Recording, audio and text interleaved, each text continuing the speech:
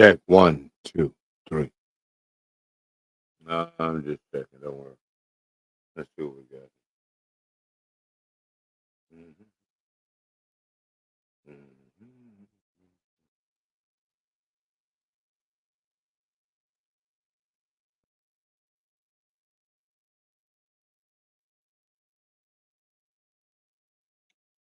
mhm. Mm, mm, mm, mm, mm, mm, mm, mm, mm, mm,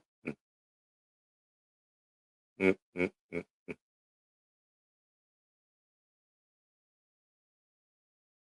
mm,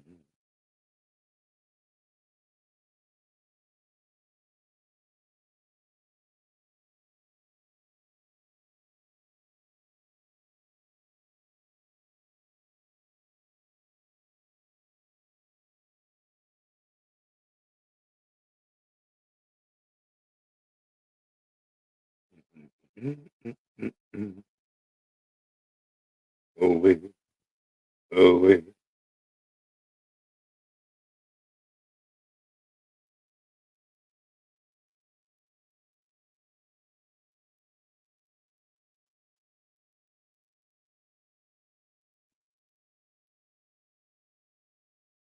It got to be really shared, kind of damn, gingerly.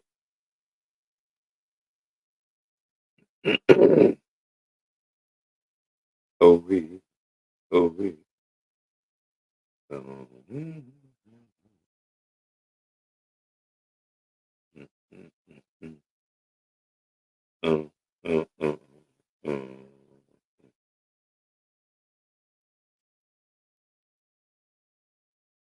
Yeah, we're gonna have a talk about this Candace Owens and your breakfast club. Mm. Is this what? Is that where y'all get y'all information from? The Breakfast Club. I'm just wondering. I'm just asking a question. I'm just asking. Is the Breakfast Club where y'all get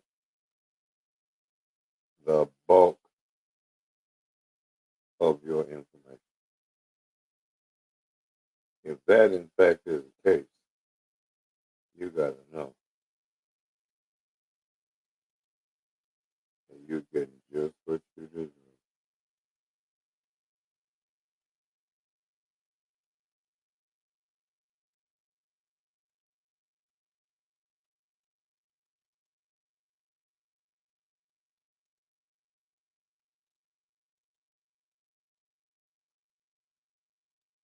All right. You know, I did all I could do. I really did. I did all I could do to try to get through the complete Candace Owens Breakfast Club interview. Disgusting.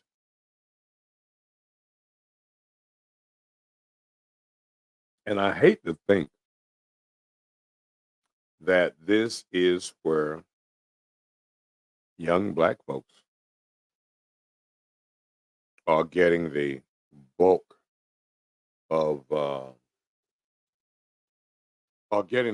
of their damn information. Feel me? You put that up there out the way. Because I might be able to make this work like this. Look like them dudes on them videos with the mic hanging out the ceiling. Huh? All right, check this right here.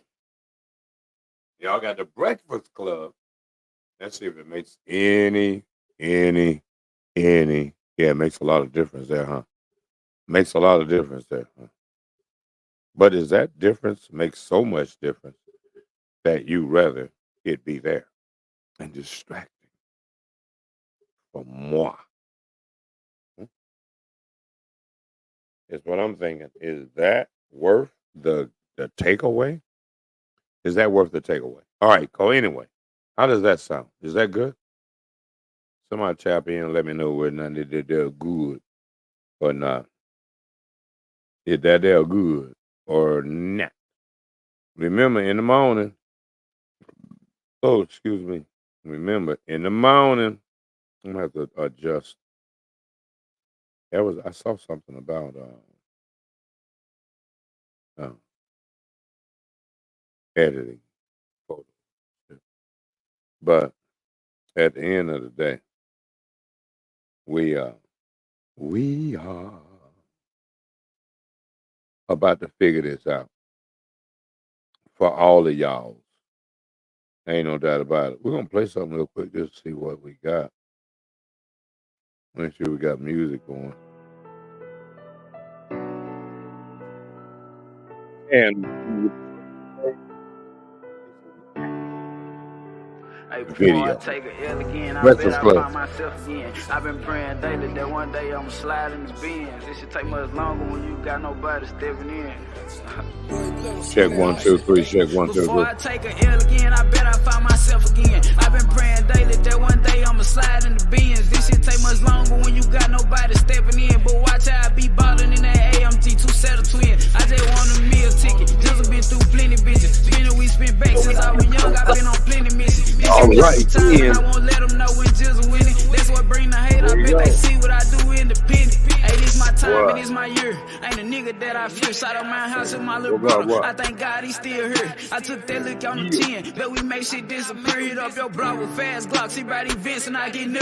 That can't fuck with me, I'm chosen. Bet I come out on top. I was only about 13 when I had started playing with Glocks. I remember all them days, me and Dundada on that block. 2 Dracos a piece. I know they hate to see us at the top. This shit crazy when you come up. Everybody by your side. Watch the ones that knew to come around. Half of them ain't gon' ride. If something happen to me now, it's a few I know gon' slide. These niggas come around and try to be snake. That's how niggas die. I ain't built for this. Right. Youngins just wanna get rich. Watch some niggas pop shit in my face. It still ain't hate for shit. Coming up with bad fuck. No daddy to help pay the rent. My mama raised a hustler and the thug. See the go for this. Walking on the dark road in the streets. See nobody but the reaper. Want the bag, but I'm in beef. I can't get took away from my people. Got 2 brothers looking up to me. You play, I'ma delete him. Hit his ass so many times he couldn't survive the dirty. Before I take a L again, I bet I find myself again. I've been praying daily that one day I'ma slide in the bins. This shit take much longer when you got nobody stepping in. But watch how I be ballin' in that AMG 2-setter twin. I just want a meal ticket. Just been through plenty bitches. Spinning, we spent back since I was young. I've been on plenty missions. This is perfect time and I won't let them know when Jizzle winning. That's what bring the hate. I bet they see what I do independent.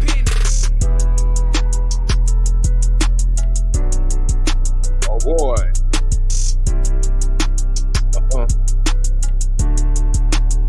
That is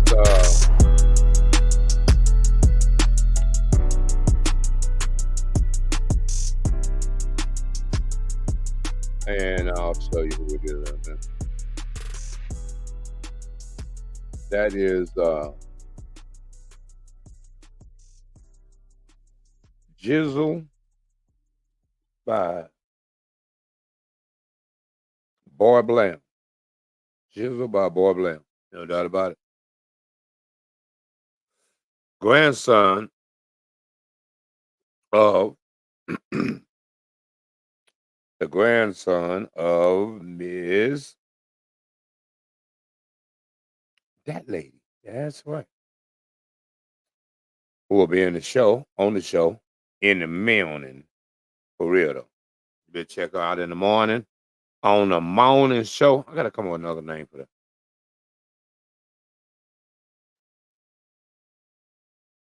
You heard right or something. I don't know. I'll come up with something. What I need to find out is if in fact I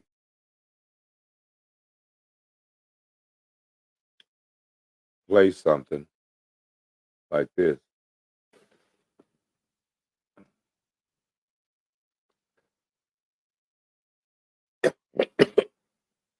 I'm just wondering if you'll hear it.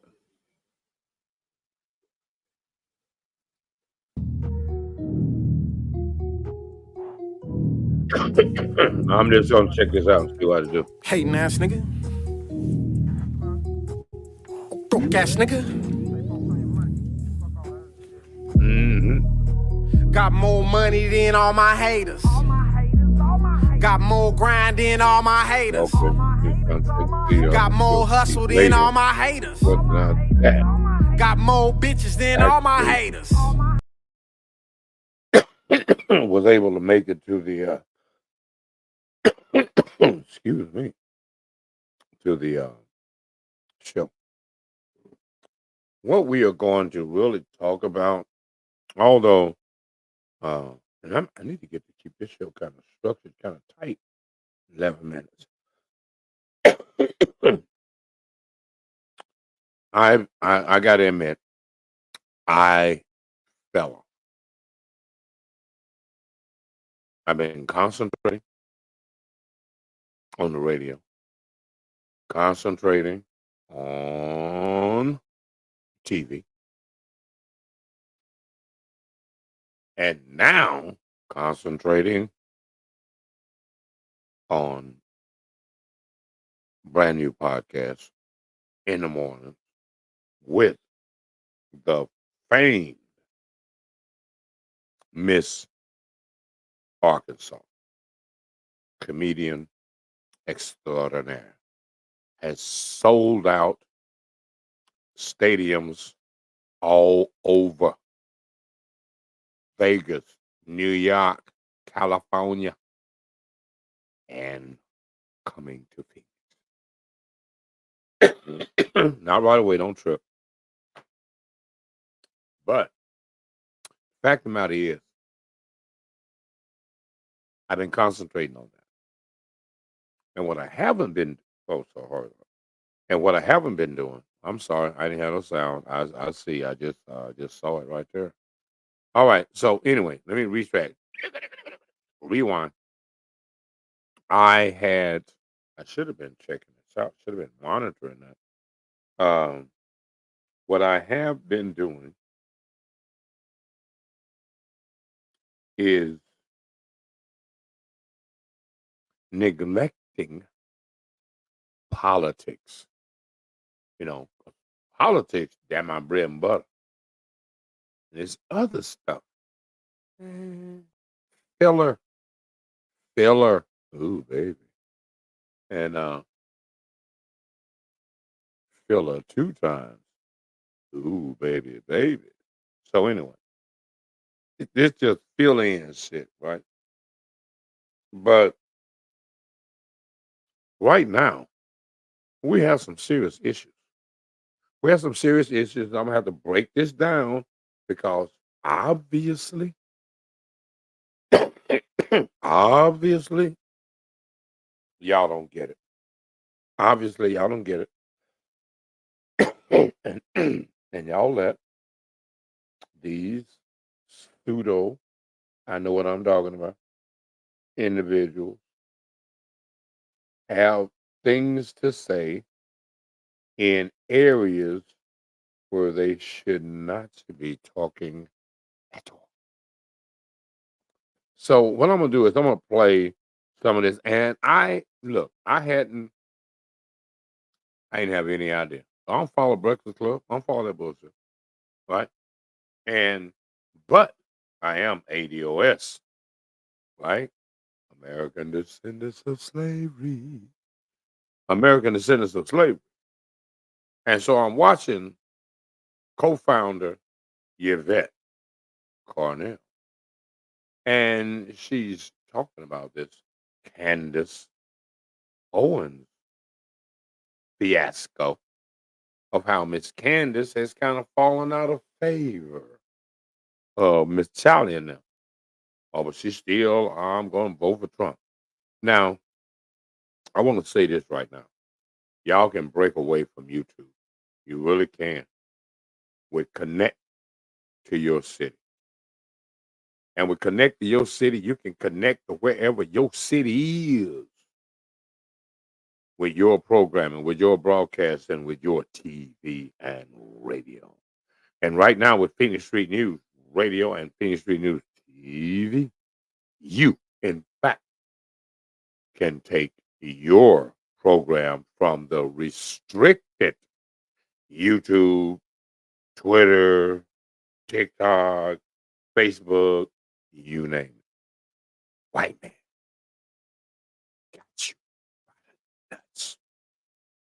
But you can be free now. You can get your nuts at the vice at Phoenix Street News Radio and Phoenix Street News TV. You need to find out how by contacting me. That's right. Do some work. And we got Phoenix Street Radio, music. We got Phoenix Street News and Phoenix Street TV. All right, so let's get into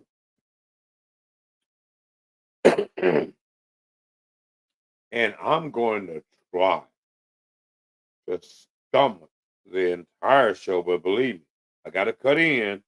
I got to cut in. Hey, damn, nigga, let me damn with that.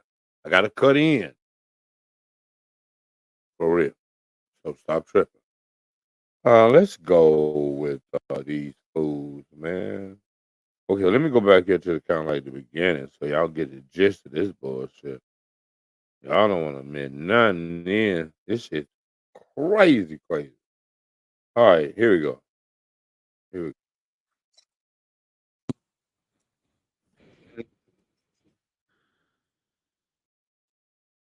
He was mad about that. I mean, I did change mine, but girl, he was mad about that. He was like, I've been hitting up, and she ain't going to hit me kept back. going blue. I was like, she just ignore me? No, I wouldn't have ignored you. I would have answered. I changed my number. I try to do it every couple of years. Okay. What for? What? Just because? Because then you collect all these people that are texting you. You're like, actually, I don't want to talk to this person anymore. But I don't want to tell them I don't want to talk to them anymore. So I just changed my number. And I'm sure the more you grow, a lot of your family members hit you up for money and stuff like that. Yeah. I mean, it's usually not family members, just random people from your past that haven't spoken to you in forever, but still have your number and will text you and ask for a favor. And I actually should have messaged you on your number. Where did all of this begin for Candace Owens? I feel like I have just a very regular story. Like I said, like I was born in New York, raised in Stanford. There was nothing, particularly that stood out in my childhood that made me think that I was going to go into politics. I feel like I landed into politics kind of accidentally. And I say accidentally because I thought I was a liberal my whole life. I thought I'm a. Wait a minute, hold on. Now, I don't know Candace is like in her 30s. 32, 33. Shit like that. You know what I mean? She just went to school the other day. I just want to remind y'all of that before we go into fuck. Left my whole life and really didn't pay attention to politics in any meaningful way. And then, when Trump was running for office, I didn't want him to be elected. I was like, this, not because I thought he was a racist or a sexist, but just because I thought it was crazy to go from Obama, who had a certain decorum about him, to suddenly this sort of brash New Yorker. But I thought it was weird when all of a sudden the people that liked Trump, everyone thought he was like this iconic symbol of business. He was in rap songs. Trump was the status, flipped on him in 1 second. I didn't buy. Flipped only in 1 second? No. The deal is, he was already a crook, and they decided to speak on it because, fuck, he's running for president. Oh, let's go. By the narrative that he was in the media for 3-4 decades, and suddenly you wanted me to believe overnight that he was like Adolf Hitler and a racist. So I just didn't trust the media's narrative about him, and so I decided to actually listen to what he said. I still didn't vote for him in 2016. But I wanted to just listen to what he actually said. And then when I saw what he was saying versus how it was being reported, I just found it to be extremely dishonest. So I started researching more, learning more. And then I got kind of angry, like just with the lies, because I do think Black Americans are intentionally manipulated emotionally by the media and, kind of kept dumb but emotional intentionally by the school system. And I started reading up on like Thomas Sowell, Shelby Steele, a bunch of Black scholars I originally had dismissed as Uncle Toms. And, irony now is I get called an Uncle Tom all the time. So I got what was coming. But yeah, and then I realized that actually I've always been a conservative. I just didn't know it. And economically speaking, of course, the conservative arguments make the most sense. Does that bother you that people call you an Uncle Tom? No, not at all. First off, because if they read the book, Uncle Tom was the hero.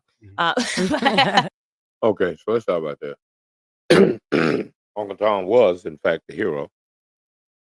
Has been the term has been used out of context and understanding and ignorance of who Uncle Tom really was. But and a lot of the other guys that she mentioned, Thomas Sowell, all these guys, black, uh, black scholars, intellectual. But I'll explain why I don't uh, listen to anybody, including them. Unless, I mean, if I was in a situation where I probably like had to check out some Thomas Sowell, I might check out a little something. Just to see what nigga got to say. Just see what motherfucker got to say. But at the end of the day, I got my own conclusions pretty much formed as to how this go. And I will show you as we go. But also because I get it. How can I fault people for something that I would have engaged in for the majority of my life? I thought the same thing about Black conservatives. Like, I thought it was this betrayal, but I never actually understood it. It was just an emotional response. And I think Conservative. that kind of is, if you come out of the public school system, I can't imagine how you could be a Black conservative when just the way that they even tell us our own history is just not true, Do you think that that's true with? Wait a minute, hold on. The way that they tell us our own history. Now we want to understand the stage that's being set and the dance that's being danced. The tap dance around the reality that nobody seems to get to. And when you can't get to the reality, I'm just saying. And we're gonna go, we're gonna just ease on down the road with these Negroes that y'all love so well. Y'all slow. Anyway, let's go. Most people though, like when you think of a Trump or just anybody, you're fine with them, but then you learn like their politics, or you learn what they believe spiritually, and then you're like, you're turned off from it. Yeah, and I don't even think it's necessarily the politics. I really do think the media plays the biggest part in it because Trump, as far as I know, Trump's been maybe he used to be a Democrat, but he's been a Republican, a conservative for a long time. I mean, we know he had to have been a conservative in terms of economics. He's wealthy, so you'd be hard pressed to find. Wait a minute. So if you are a Republican and you're supporting Donald Trump and you know he was a Democrat, wouldn't it make damn sense that you know when he was a Democrat and when he became a Republican and why? Okay. All right. We're going to slide over there for a minute. We'll be back. And someone that's wealthy and advocating for Marxist beliefs, but yeah, I just feel like it's more about the media wants power. The media has a vested interest in things politically, and they like to make us think that we're having this open conversation and we're learning the truth about people. But these are just hatchet smear jobs, libeling people, and I think deluding a ton of people to turn against their own best interests. So were you more anti-media as opposed to being pro-Trump? Well, no, I actually once I actually heard what he had to say, I was like, that's a pretty solid pitch. I mean, it was his Dimondale, Michigan speech, particularly. He got up there and he just started listing all of the statistics in Black America in terms of poverty. I mean, these were just real statistics that he was talking about. And his pitch was basically like, you've been giving your vote to Democrats for 60 years. Why don't you just try something different? I think that's a pretty good elevator pitch. Like, hey, you've been doing the same thing for a long time. I'm not saying I'm amazing, but why don't we try something different and see? Okay. And a lot of people that are slow advocate this weirdo perspective. If the Democrats haven't given you anything in 60 years, why don't you just try something new? Okay, so now you got more influence in the Democratic Party than you have in the Republican Party. But now, why is it that if what you're needing as the Negro is something. Why is it that reparation ain't in the conversation? See, if you're talking about what has the Democratic Party done for the Negro, you need to ask the question, what have you demand of the Democratic Party? Ask and thou shalt receive. Closed mouth don't get fed. Oh, okay.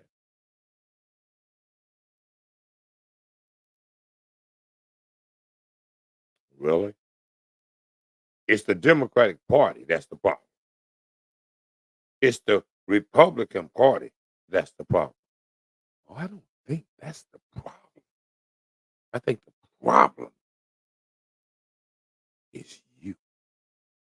It's us. Trained from slavery to be against one another.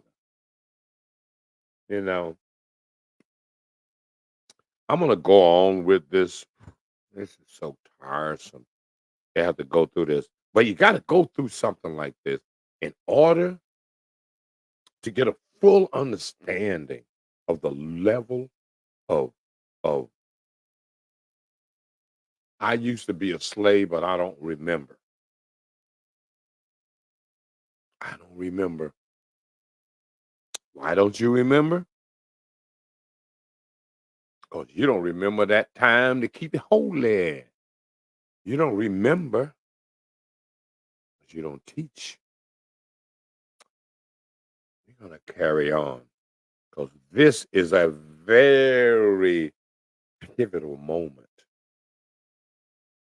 in America. This is a very pivotal moment in politics. It's a very pivotal moment. See, one of the things that she mentioned, if Donald Trump points out that y'all in poverty and not mention y'all in poverty because of slavery, we got a problem with that conversation. If we're having a conversation about our level of education in public schools, then we're talking about cut the check and I make my own curriculum. But since the topic of public school was mentioned, why don't I take this moment to educate you all on public education in America?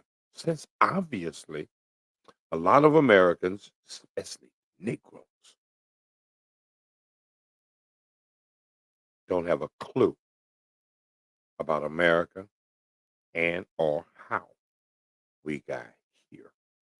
So, how did public education even how did public education even even begin in the beginning? Why did we even need public education in the first place? Why we need public education? Mm. Well, the country's growing territories. We're bringing all these white folks from Europe in. So how was education? How were people in America educated early in the beginning?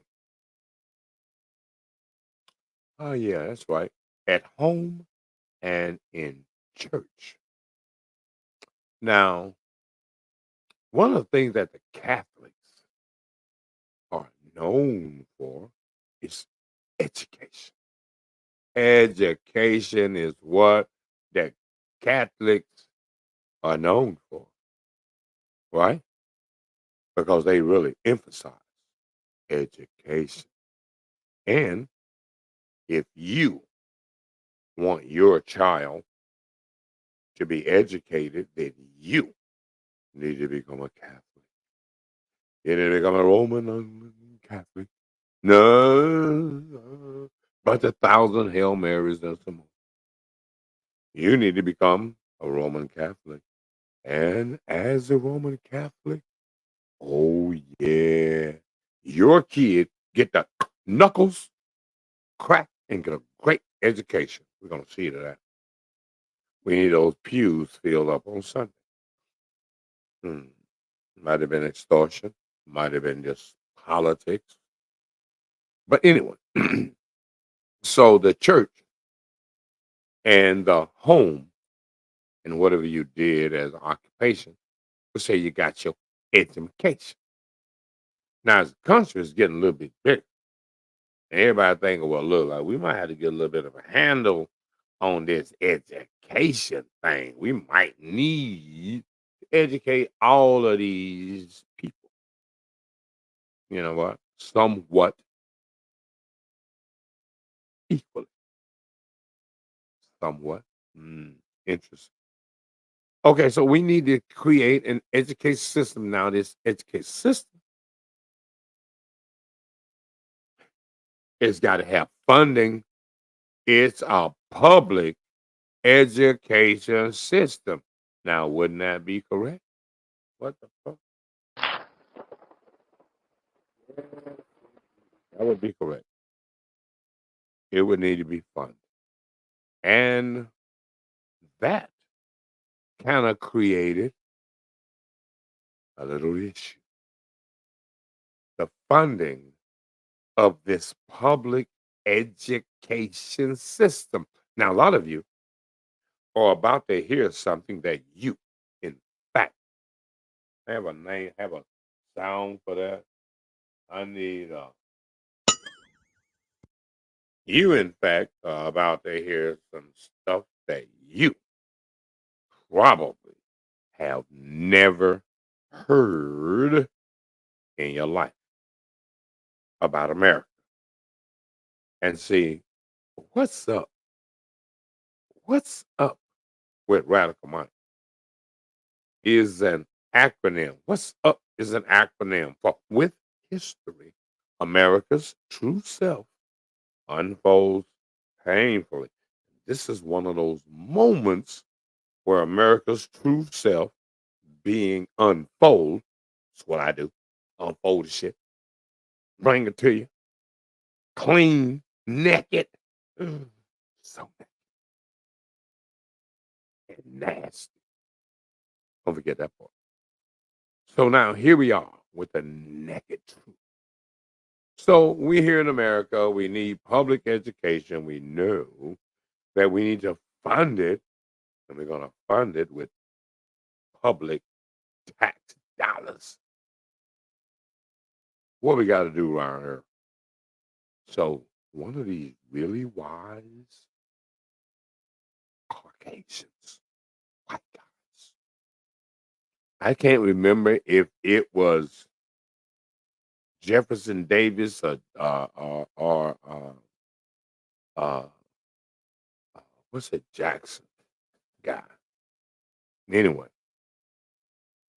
but anyway, so they come up with a proclamation that would be the framework for public education and its funding.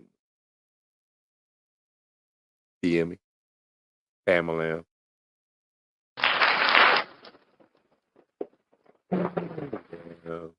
This is when it get ugly. This is when it get ugly. This is when you might have to get flat and get better up.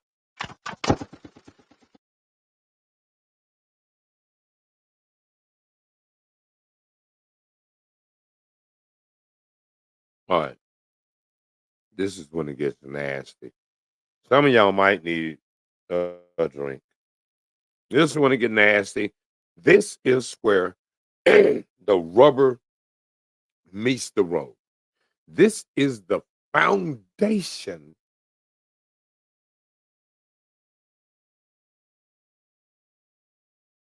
of the degradation and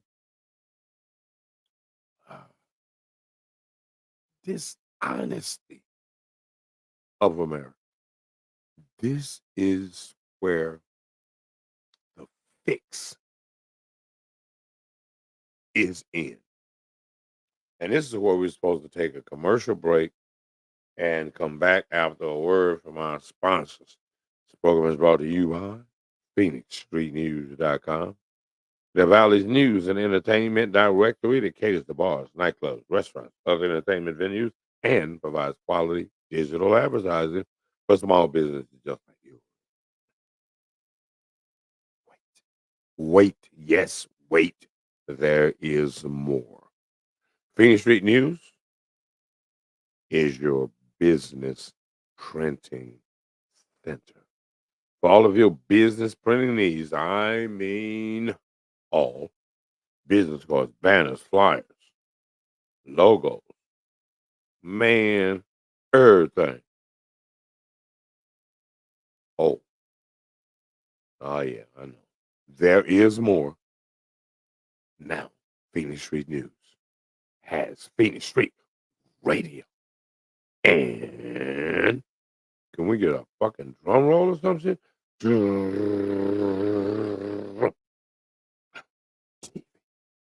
Television. That's right. Phoenix Street TV. Mm, mm, mm.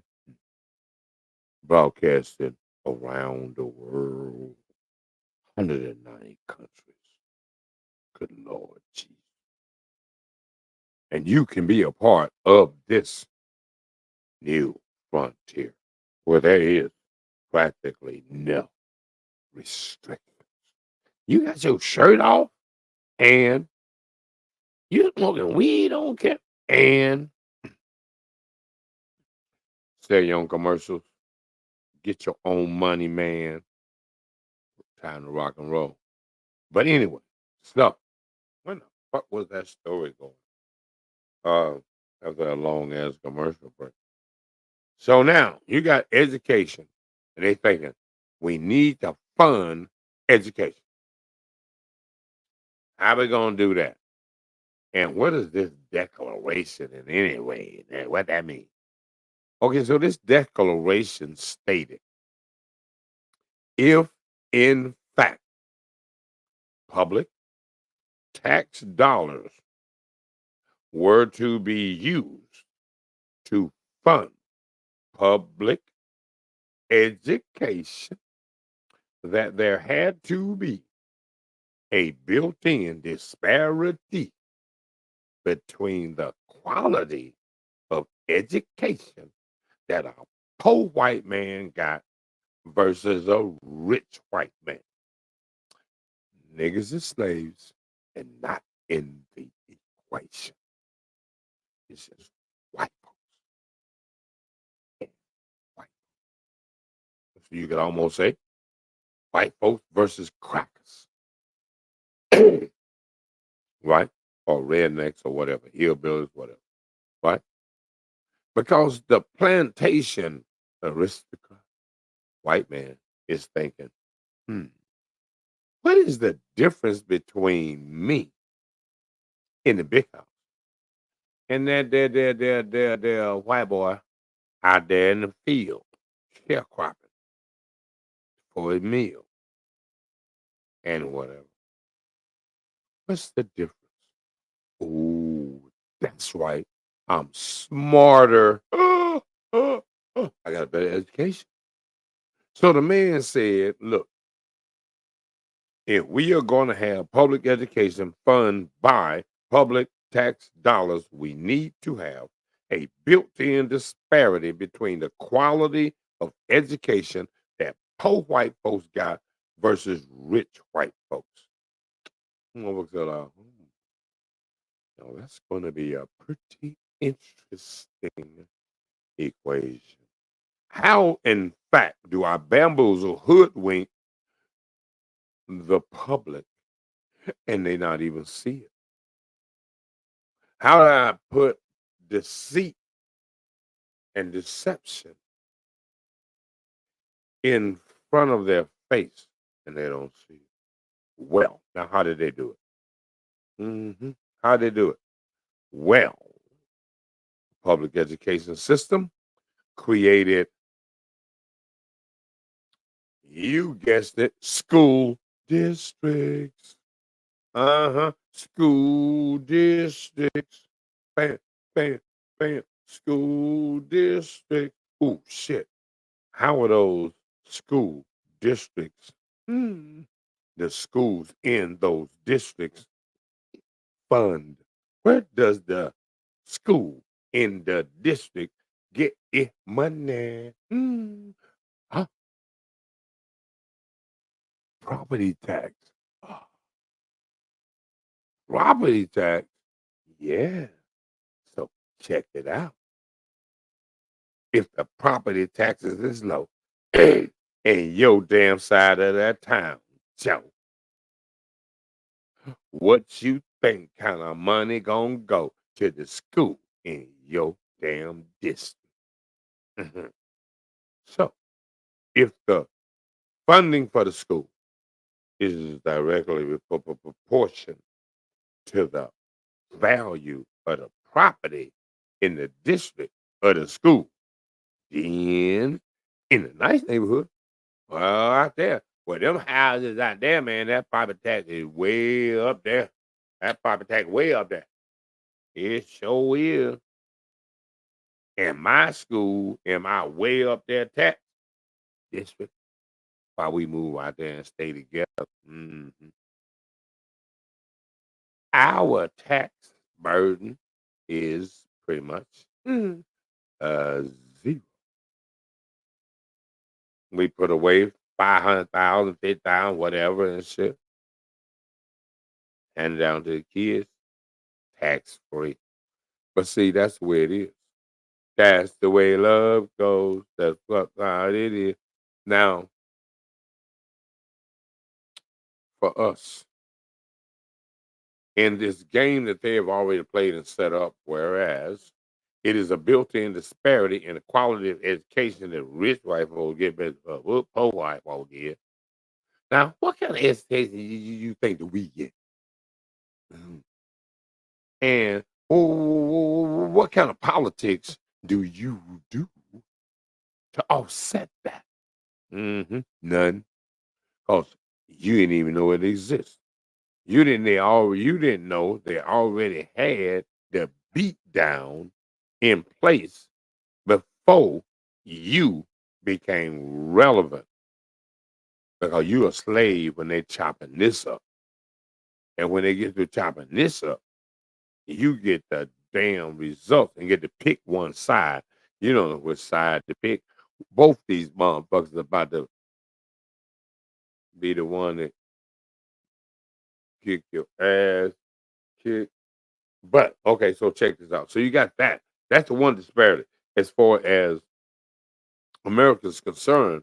So you in the hood, you don't get no good education anyway because property value in your school area district is low. And see, you don't see what's going on over there, but you know what's going on over there is better than what you got going over here.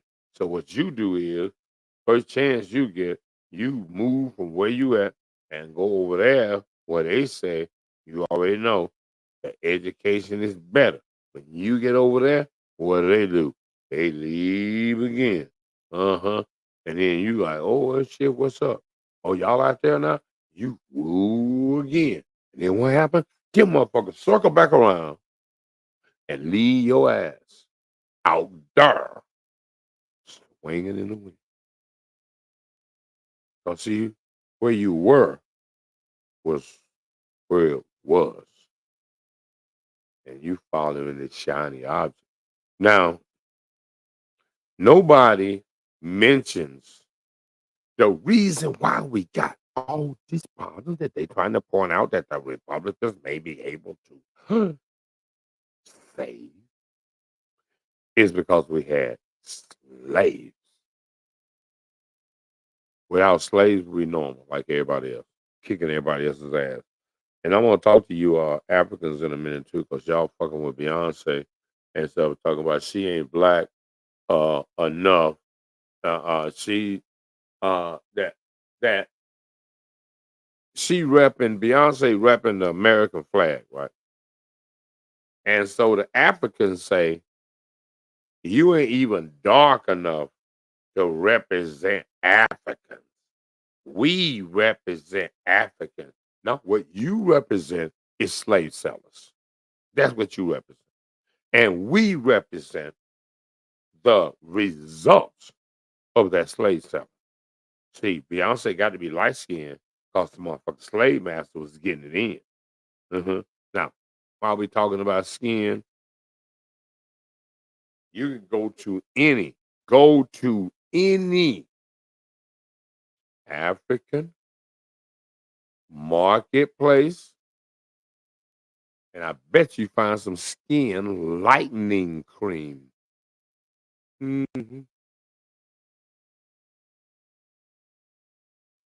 Shelves and shelves of skin lightening cream. Who trying to be white? Oh yeah, you wish you could. And you trying to throw shade on Americans, on Beyonce, on the Queen. I don't see y'all doing any of all that cool shit in Nigeria or in them other places because you trying to team up with black rappers with your Afro beat, and your Afro beat is hip hop African. Hold on. Let me say that shit again. Because I just made that up right then.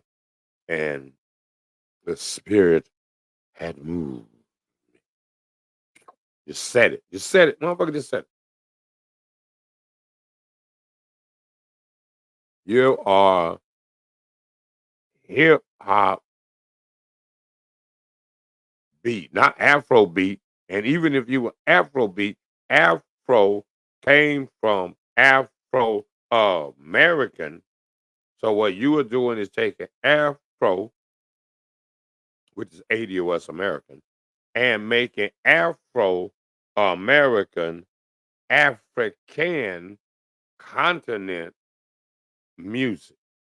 No, you do Nigerian mimicking of hip hop or whatever country you from in Africa.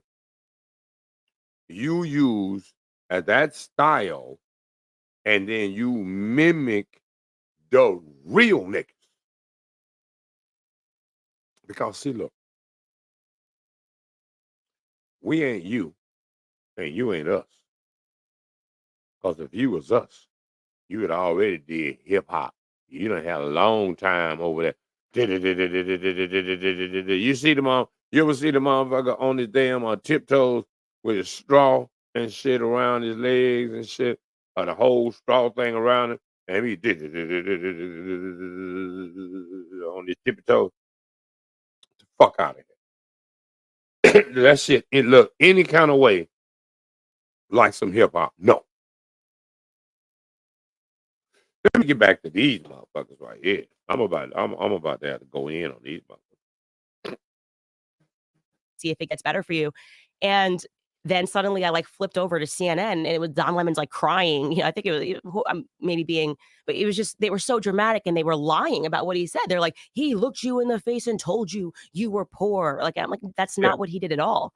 So I just got interested. I'm a very curious, interested person. If I get interested in something, I will just take it all the way, read books, and I'm like, why are they doing this? Like, why are all the media companies that I believed my whole life just lying about it? Just say what he actually said and let Black Americans decide for themselves if that's a good enough pitch. They may have said no. I thought it was interesting, but the lying is something that I think is outrageous. It's gotten out of control. I think it's worse now. I think it's worse now because not only do you have people who will just create the headlines based off what they feel.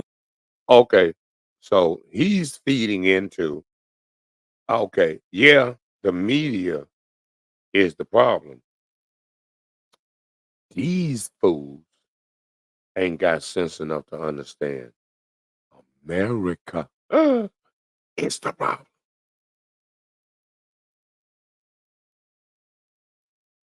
At slavery, retard. You said as opposed to what you Mhm. said. You have people that are just straight up manipulate your audio, manipulate your video, Yeah. just to push a narrative. One of the wildest things, the craziest things that people say about me all the time, and it drives me crazy because it's literally made up. They're like, Candace said racism doesn't exist. If you go Mhm. find that headline Mhm. of Candace says racism doesn't exist, they didn't put it in quotation marks because I never said it. They were Mhm. like, Candace said racism doesn't exist because she's quote unquote never been a slave.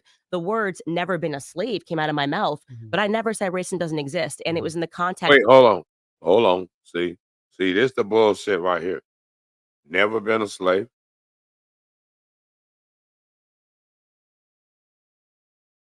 What does never been a slave mean? Really? What does never been a slave mean? If you come from slavery. Mm-hmm. Okay. All right. Hold on. Let me slow down. Let me do the tone talk. I might have to slow this down. How does not being a slave, literally, and came from slavery really mean? How is it that you can not be a slave, but your ancestors came from slavery, not from freedom? Oh my God. Are we going to have to keep it this damn real? Are we really? Really? Is that what we got to do? Your DNA say you come from slavery.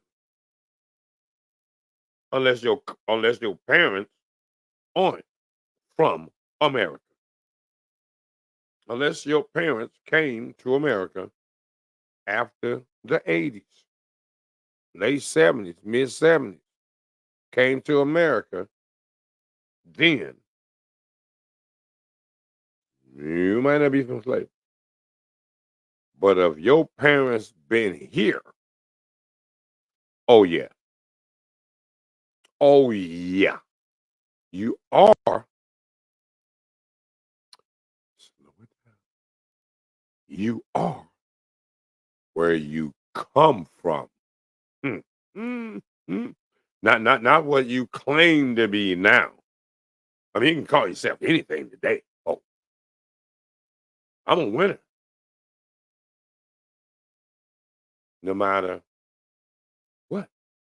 Uh, I'm a king. Hmm. I'm a queen. Hmm. Ain't got no king though. You can say any kind of foolishness that you want. What is the truth? Hmm. Yeah, we do the truth over here. We don't play no game with these fools. Let's go with this nonsense. Of an entire speech. The media knew that Black people were not going to go watch the speech or try to find the original speech. They were just going to read the headline and react and be like, oh my God, Candace Owens said racism doesn't exist. Like, how could she say this? She's a hypocrite. She's a liar. This happened to her in her childhood. Yeah, you sued your high school for racism. Yeah, So well, clearly, it's actually that's not what happened. I didn't sue my high school for racism. For not But protecting you during that time, I said, right? Hmm? They said for not protecting you. They I said, just did you what the media does. yep, yeah, absolutely. no, it's fine. I mean, I get Hold it on. because it's something that I've talked about at length. But essentially, I had the situation happen to me in high school where somebody that I was actually best friends with left me horrific voicemails. They were racist voicemails. There's no other way to slice it. They called you a nigga because you didn't want to date him. No, he actually, I think he was gay, to be honest. It was nothing about Mhm. dating. I think this was kind of a circumstance of Hold on. You thought he was gay. You thought he was gay.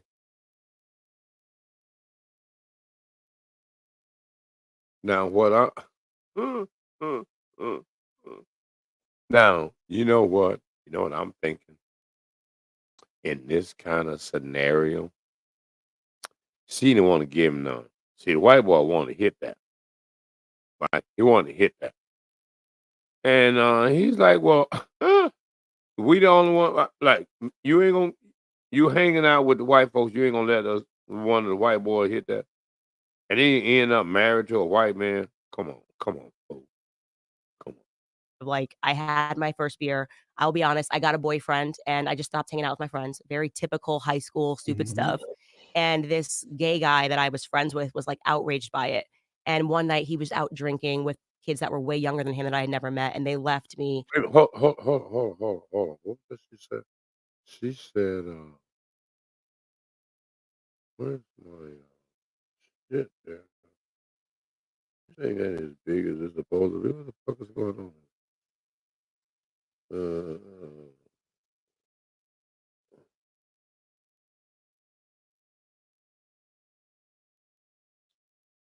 Going on with this fucking computer. Anyway, what the fuck? Horrific voicemails. I mean, like bringing in like Rosa Parks. There was tons of threats. Wait a minute, talking about Rosa They were Parks? just like it stuff was up about Rosa yeah, like Parks. it was there was no way to slice it, but it was they Wait, were hold on. See this? What Rosa Parks? What go to the back of the bus is? Well, I mean, what is so racist about being called Rosa Parks? Huh? Huh? Oh, you ain't trying to be black though, like that. All right, I'm just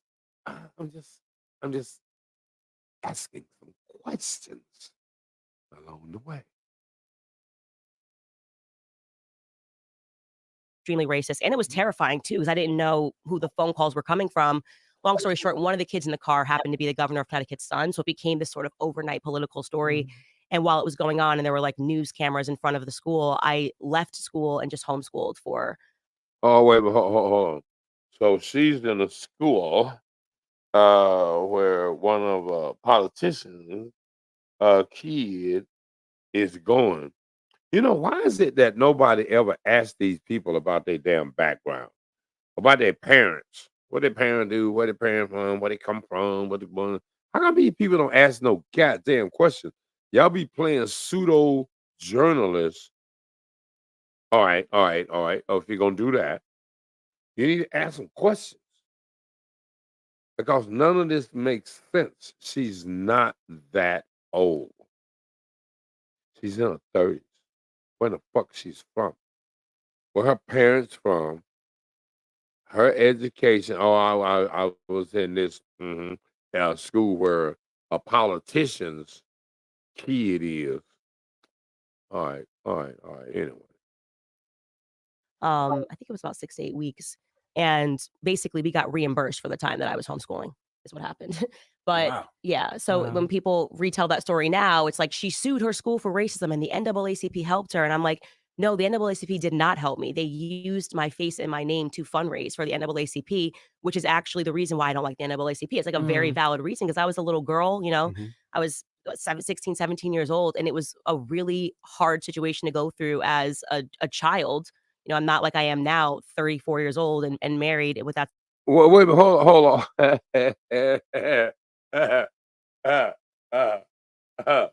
a minute, hold on. You're 34 years old. And when you were in college about 10 years or so ago, what you're saying is that you didn't know that there was racism in America. That you didn't know that there was racism in America, and racism was very, very, very, very, very damn common 10, 15, 20, 30 years ago. And that your ass grew up in the history of racist and rioting and craziness in America. And then you're going to tell me when you got these fucking letters, it was so horrific. They said, oh my God, it's Rosa Parks. Oh my God.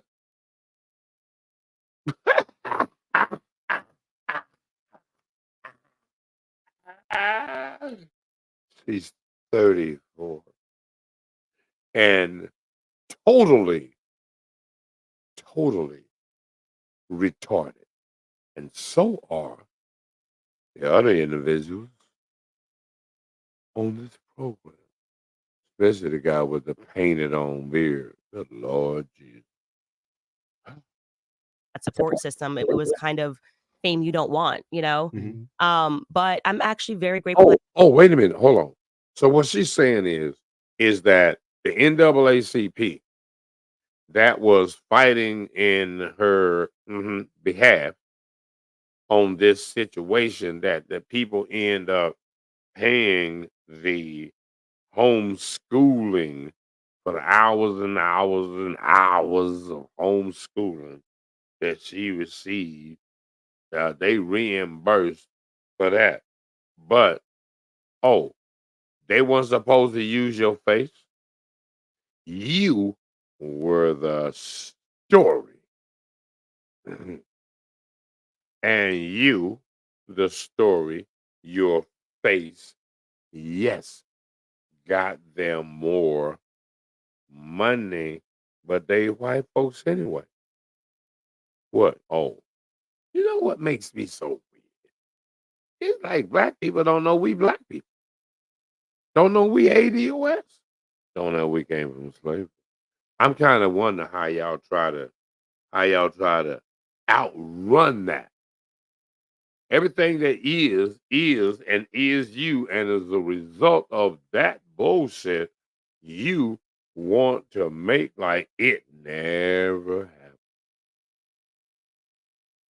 And in this conversation so far up to this point, nobody's said anything about reparations. They glossed over slavery. They didn't say much about what happens from that. All right, anyway, man, please. it happened to me because it allowed me to really consider what the media was. Even though I was still a liberal, I knew what the media was. Like, I knew the media was all about selling a headline. I knew then I got Wait, hold on. You were still a liberal. No, you're supposed to be black. You're supposed to be ADOS. You ain't supposed to not be none of that other shit. Liberal, Republican, Democrat, yak, wop, wop. No.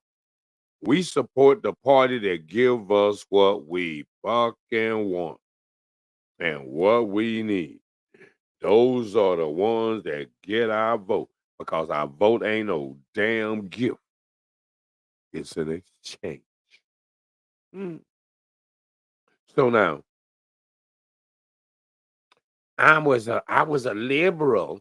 You know, I was a liberal. I was for free. I was for free everything like smoke. Like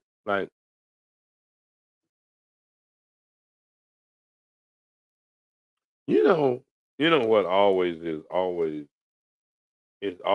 fucked up when you smoke up the weed and you don't believe you smoked up the weed. That's fucked up. You smoked the weed right up. You even saw yourself smoke up the weed. Smoke the weed right up. You ain't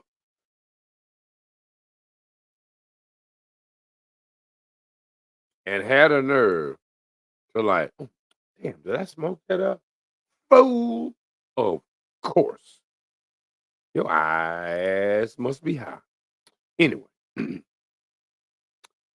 let's get on with this bullshit. Can we? early lesson in the NAACP. I think organizations that never want racism to go away because how are they going to fundraise? Like, if you're a CEO of the NAACP and you're earning Oh, wait a minute, hold on.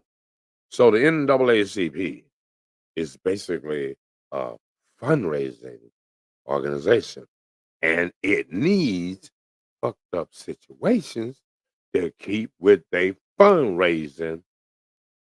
Oh, okay. All right. X amount of dollars, you got to keep the racism narrative going on, or you're going to work yourself out of business. So the stuff that I talk about is always based on. Wait a minute, hold on. We got to keep the racism narrative.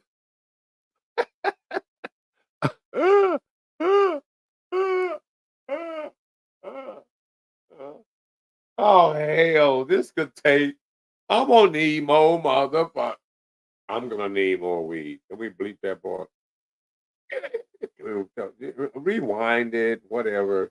Um. Oh my god. God. The racism narrative. Racism is a narrative? Really? No. Racism. r-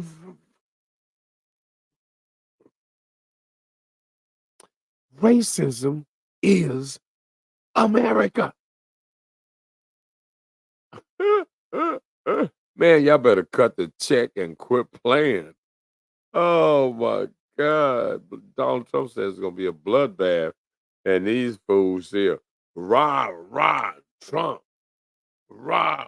All right, let's go. If I keep this up, I ain't gonna never get through the damn thing. This is a long video. I don't know why it even took so long for them to do this. This is nonsense.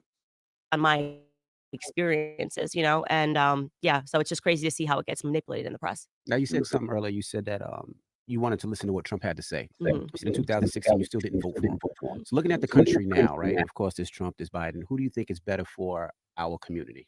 And why? Obviously, well, first and foremost, just for everybody, you should have a Oh, president that's not mentally deteriorating like Biden is. I mean, he's in full mental deterioration. It's crazy to pretend anything else that's happening right now. It's scary first and foremost because we have real enemies out there, and you have a person that can't lead. He can't remember what he ate for wait, breakfast. wait, hold on. He can't lead.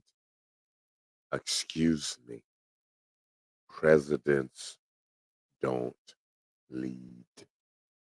Presidents get instructions from military commanders in the theater. They get their information from subordinates, individuals that have the job to decide. They're like cabinet members and other advisors that even if he was comatose, they could come up and say, "Yo, President, President." All right. Anyway, look, this what's got to happen. We got to do this. We got to do that. That's what's going on over there, and this what's going on over here, and we got to do blah blah blah. All right. All right. Oh, cool. That's right. It's Ollie North shit. Ollie North shit. Ollie North, Reagan, same. Come on now. Y'all didn't have no problem with Reagan.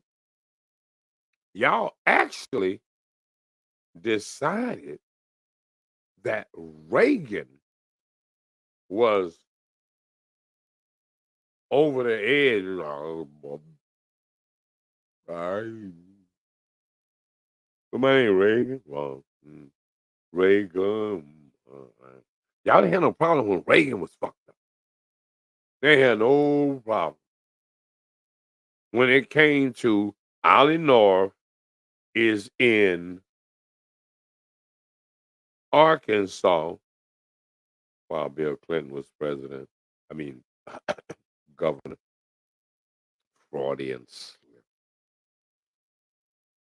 Ollie North is in Little Rock, Arkansas, exchanging weapons and drugs with the Contras.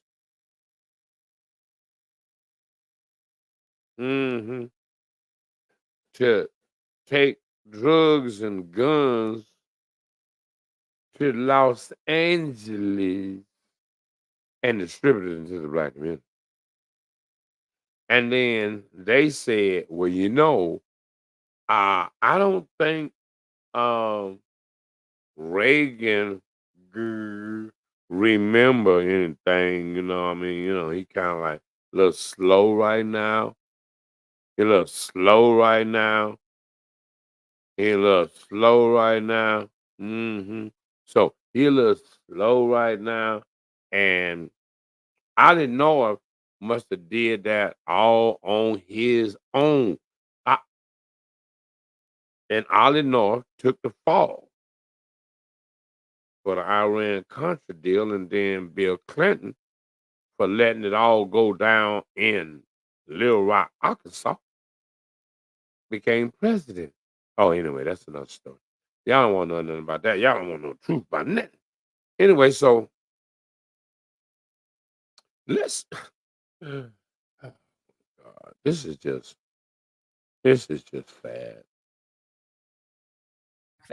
He's saying things. I mean, the amount of times that he keeps talking about his dead son as if he's alive, it's very alarming. And I don't say that with any ill will in my heart either, because he's showing signs of when my grandfather, who passed a couple of years ago, started, his mind started diminishing, and you start to see those early signs of dementia.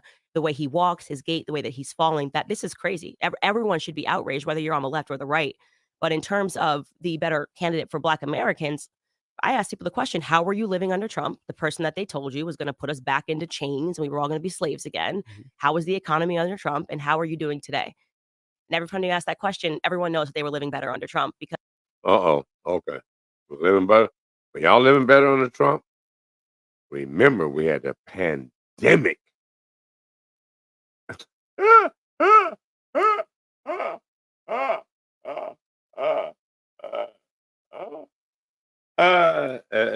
Actually, everyone wasn't living better.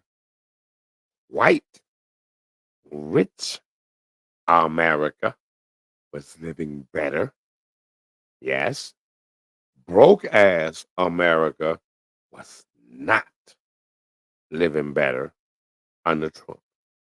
And how did we get so fucked up during the pandemic? Oh, I know. We was gonna drink disinfectant, weren't we? Yeah. I remember like it was yesterday.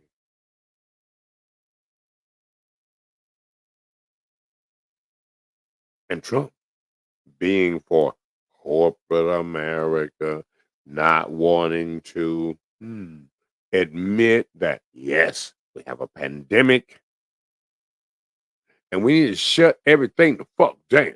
We need to shut everything down. We need to shut everything down, lock everything down.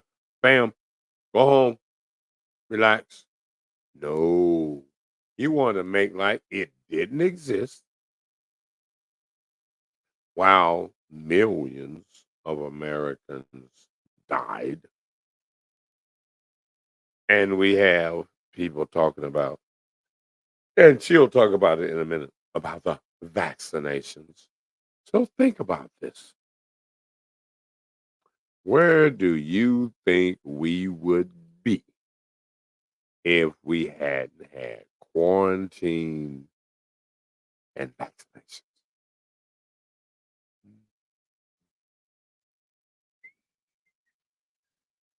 So, okay, hold on. Do you think that we would have continued the rise of COVID without the vaccination? Yes or no? Do you think that as a result of the vaccination of a bunch of the population, that we slowed the spread? Are people catching COVID today? Are people dying from COVID today? All right. Anyway, sometimes it's hard to talk to y'all. Y'all make no damn sense. But anyway, let's see what's with. Because he was deregulating the environment, and people were just living better under Trump, and he is, in my opinion, a better president because at least he's. Wait, hold on. Deregulation is better. Deregulation is better. Wait a minute. Who did the deregulation that fucked up shit? I think that was Reagan,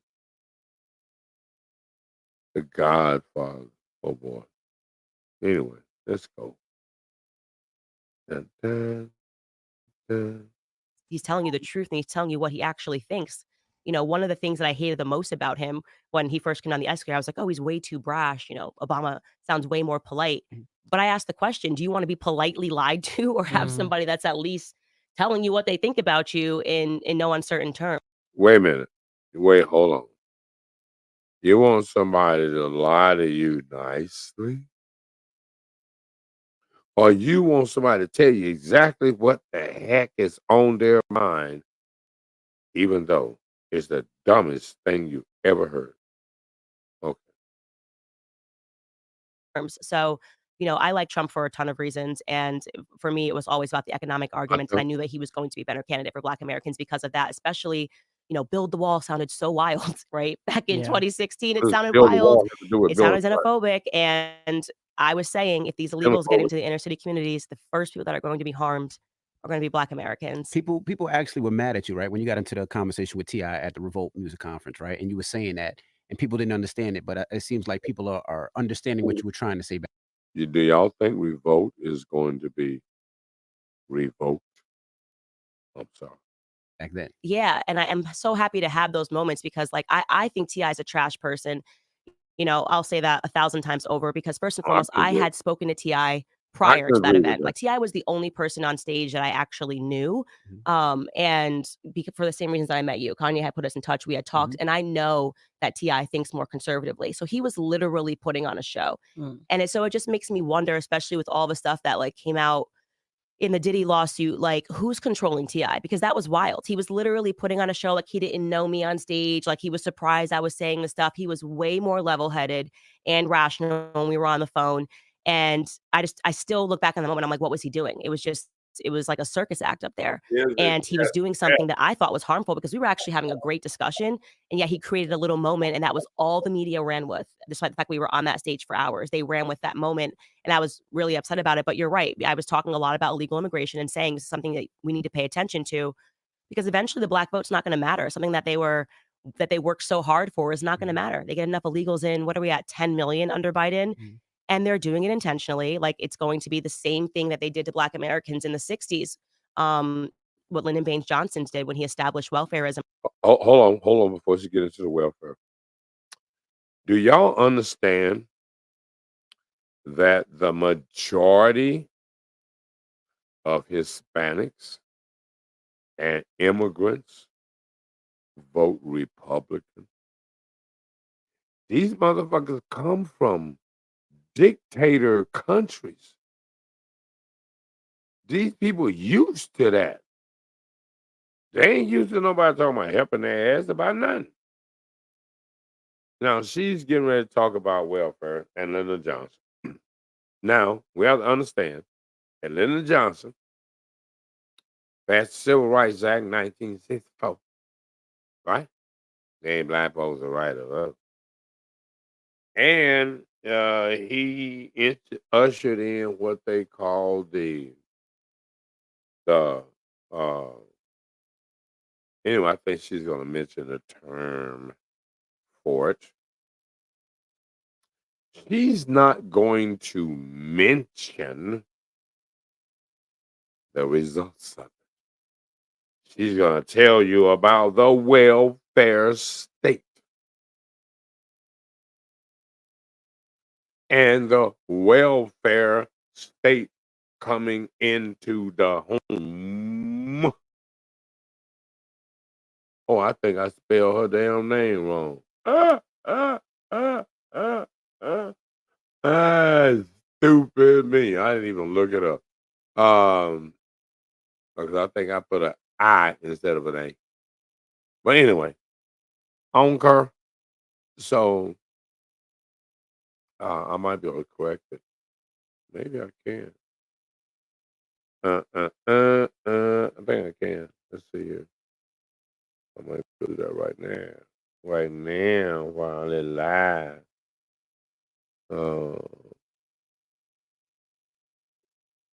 Yeah, I can do that. Yeah. Spell her name all up. It'll get the name right anyway. I'm like Candace.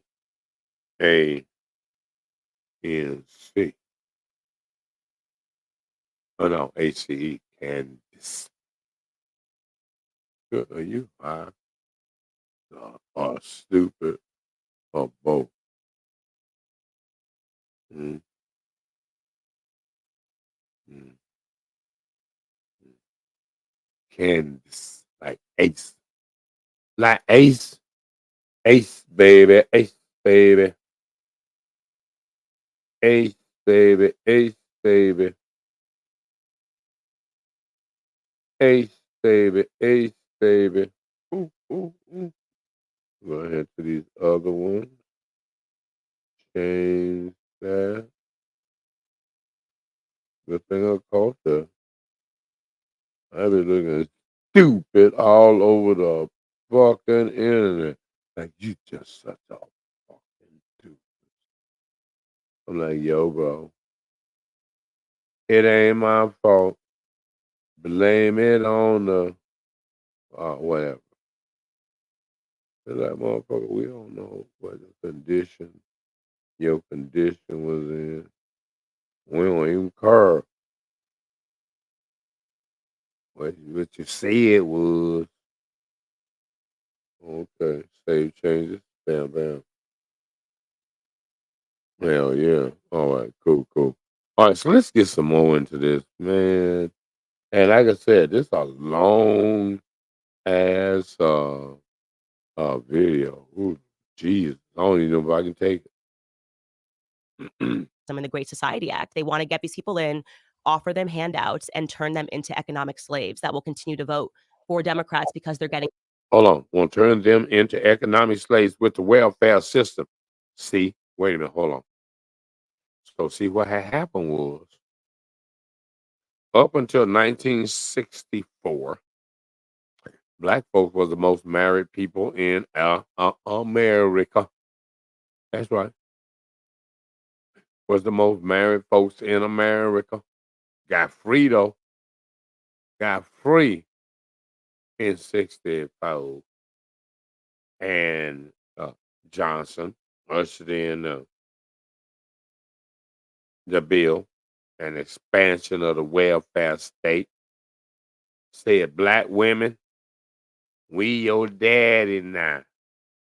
We your husband. You don't need Tyrone for nothing more than a sperm donor. Why don't you just tell Tyrone to kick rocks, destroy the black family? And what I'll do is I'll give you this here little check.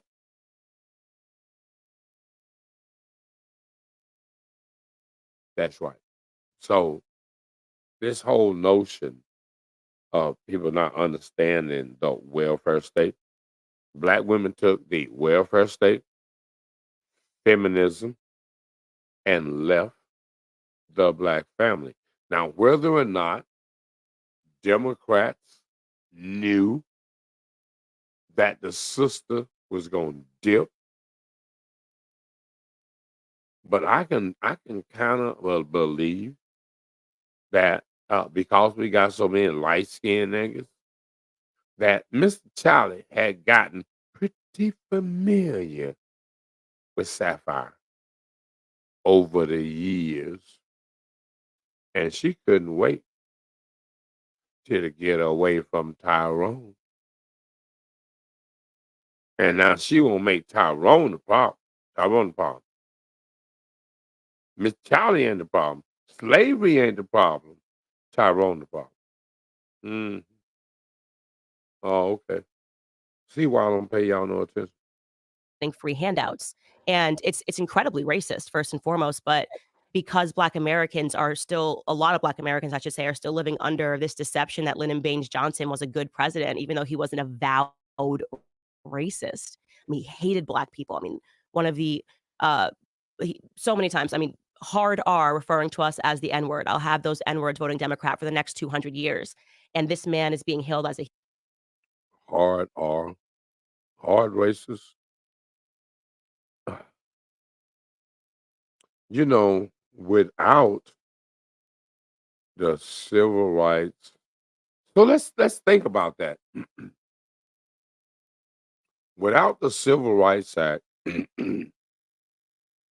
of 64, we're in segregation during my era. I was 14 in 64. So now the claim was separate, was not equal. That if we had a separate system, our separate education, our separate deal, and we deal with Mr. Charlie like we were dealing with Mr. Charlie when it was segregated. During segregation, my grandfather purchased farm animals from white folks with no problem. Got meat butchered with no problem during segregation.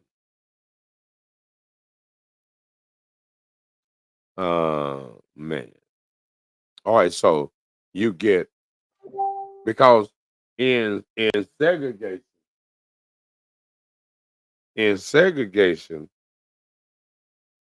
during segregation, we had to do for ourselves.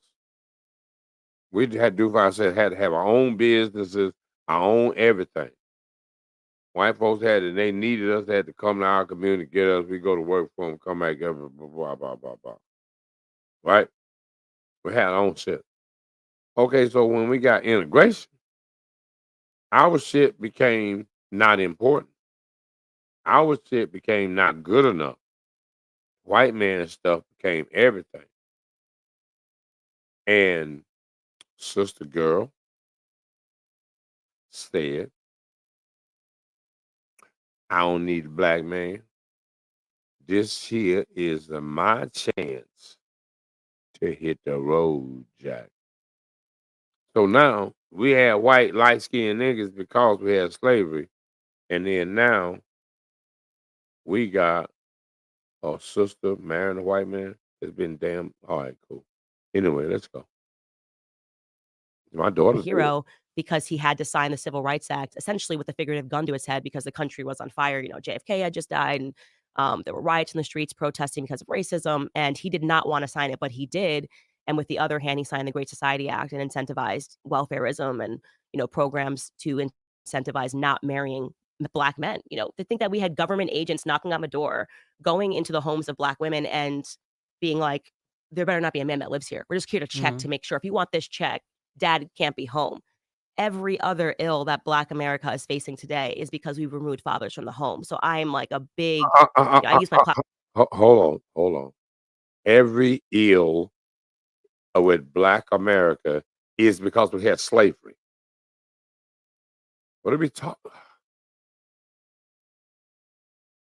And yes, the white man used welfare as a wedge between the black man and the black woman.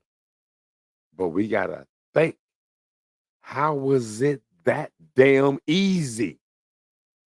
How was it that easy? Huh? What? How was it that easy? How was it that easy for you to say, fuck the black man and take the check and not bank on the black man is going to be able to get more than the check in the long run?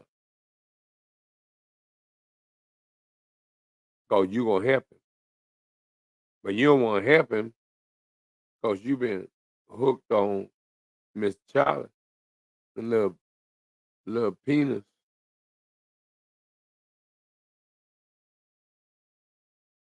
And you want to blame the black man.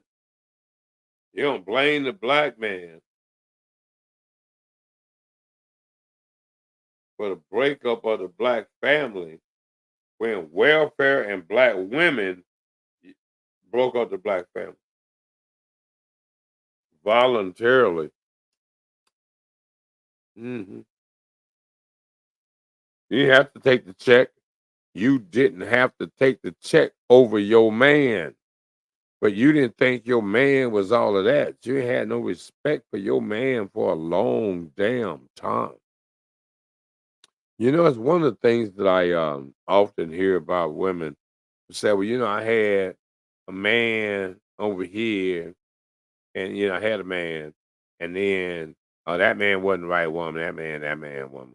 Okay, so I got another man, and then now you don't get to just get. Ain't enough men to go around as it is. You need to pick fucking one. Pick a good one. Make a great choice. Shit's serious, cause it's forever.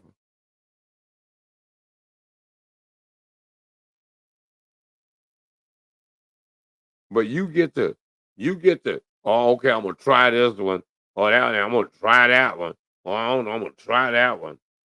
And when men doing that, we a dog. Oh, okay. Yeah, I know. When men do that, we a dog.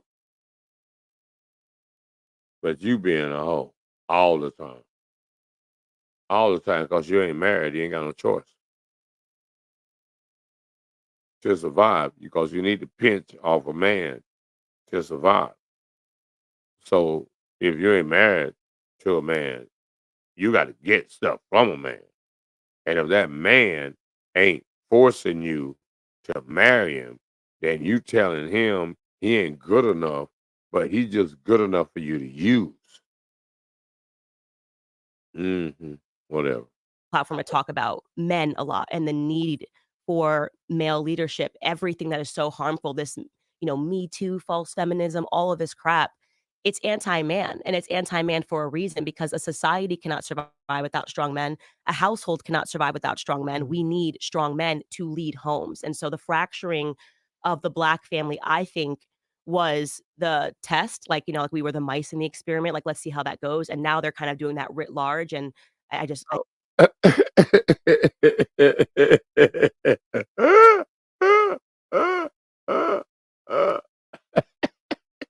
a minute, hold on. Separating the Black family was the test. No, slavery was the test that apparently has worked out quite well, because it has extinguished the memory of its existence. Because as you will notice in this conversation, slavery never comes up as a corporate of these issues. And the reparation is a part of the solution. Now we got to work hard. No, we got to vote for Republicans. That's what we got to do. We got to vote for Republicans. Vote for Slow Joe and Kamala ain't black. I mean, I can't imagine she talking about Joe is slow, but she ain't saying nothing about Kamala ain't black. Y'all got to watch these people when they pick and choose what part of the story they want to tell. That's the reason why. Yes, that's right. Black media, real black media, Phoenix Street Radio and Phoenix Street TV, uncensored, not under the thumb of YouTube, Facebook, TikTok, and whoever else. And we ain't got to worry about, oh, what's that other Tubi? Y'all trying to get on Tubi? No. Get on Phoenix Street TV, not Tubi, or not Tubi. I'm sorry. Let's carry on with more of this nonsense. I hate feminism so much. I can't even tell you, because what it's about is it's just an attack on. Wait a minute. Hold on. Wait a minute. Have you ever heard Candace mention having a issue with feminism? Can you ever Can you have ever heard her when talking about Republicans and Trump over the last 4 years? Have you heard her say anything about feminism? Now, one of the things that we have to understand, the reason why Candace, the reason why Candace is on the Negro media is because she just got run off the white folk nation. She just got run off the white folk channel. See, she was on the white folk channel, chilling, all that, having a great time. And they having a conversation about Israel and Palestinians. And she said something like, well, I think America should be concerned about America first. Right? Now, that's a Trump. That's right out of the Trump playbook. That America should be concerned about America first. She didn't say the Palestinians were right, the Israel was wrong. She said she thought America needed to pay more attention to the crisis and stuff in America. What happened? Bingo! Pew, get the fuck out of here. Why? Because she didn't say great stuff about Israel. She didn't say great stuff about, well, the Palestinians fucked up and yeah. She rolled it right down the fucking middle. Played it safe as fuck. Huh? Don't you know them white folks don't like you, baby? You think they like it? Mm-hmm. With your confused ass, you think they like you? I think they like me. I think they like me. I speak so well. Mm-hmm. You're gullible. Is what you is. Anyway, you got to understand why the Breakfast Club not being smart enough, being adolescent as retards, are not in the position to ask her the kind of questions. See, they ain't mentioning nothing about reparation either. Oh, you just said a lot, Candace. Let's talk about some of these things. You just said a lot. Now with the politicians, right? With whether it's Lyndon B. Johnson, Trump, Biden, I think people are able to ignore a lot of their BS as long as they can get something done. Yeah, that's what it seems like. So that's why I don't even like to talk about the person. I like to talk about the policy. So what is the difference between traditional conservatives and MAGA? Well, I would say between the traditional conservatives and MAGA. Yeah, like before what the conservative party was before MAGA and what it is now. Yeah, so I think what you're describing is that there was this fracture in the conservative movement because people realized that when he was referring to the swamp, what he meant was it didn't actually matter if you were on the left or the right. They were all working together in DC and selling out all of America. I mean, wait a minute, hold on. The swamp wasn't NBC. The swamp was Republicans and Democrats in Washington. Y'all man. All right, anyway, let's go. There is no reason why you go to DC and become a multimillionaire. You're supposed to be there to serve the American people. You're there taking our tax dollars. So what? Wait, hold on. Now, has she ever said anything like this while supporting Trump 4 and almost 8 years ago? Has she ever said anything about condemning politicians for making being in Washington life? What was happening was these lobbying interests, like, Big Pharma goes down and they lobby and they'll offer money to a candidate to go push a drug like the COVID vaccine, or they'll lobby for war. Push a drug like the COVID vaccine. Like, Like we ain't need a COVID vaccine? Okay, cool. That's like, biggest lobby, of course, military industrial complex. So we're all suffering. You're going to work because Wait, hold on. Okay, so all of these lobbyists, tell me, do niggas have a lobbyist? Who lobbyists for us?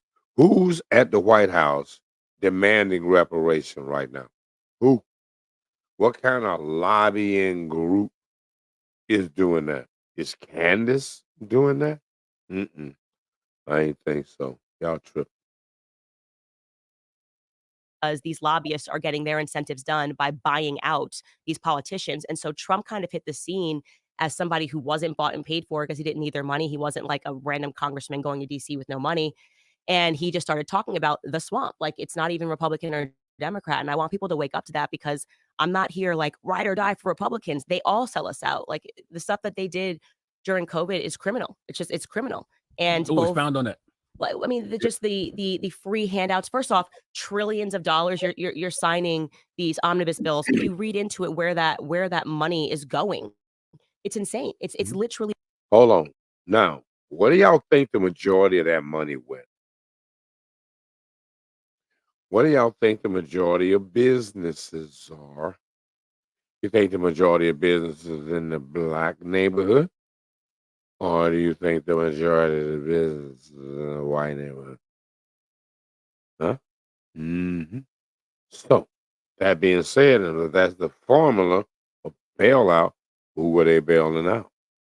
Legitimate white folks in business. Now, if you did a bailout, okay, anyway.